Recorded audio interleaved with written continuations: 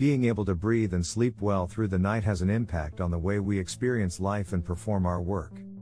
Snoring, from time immemorial, has frustrated many civil partnerships or marriages. A challenge mainly suffered by the partners whilst the snorer enjoys the world of dreamland.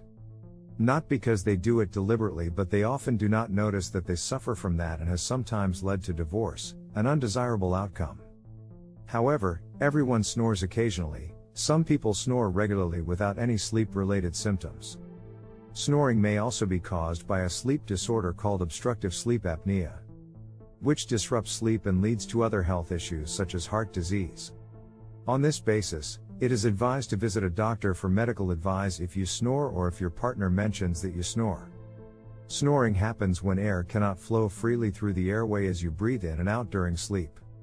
And the sound heard is due to things such as your tongue, mouth, throat, or airways in your nose vibrating as you breathe. It happens because parts of your body relax and narrow when you are sleeping. One has a higher chance of snoring if overweight. Losing weight may help solve the problem.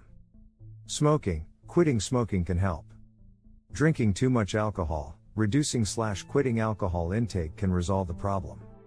Sleeping on your back, sleeping on your side, use a special pillow or bed wedge to help keep you on your side, or even try stitching a tennis ball to the back of your sleepwear.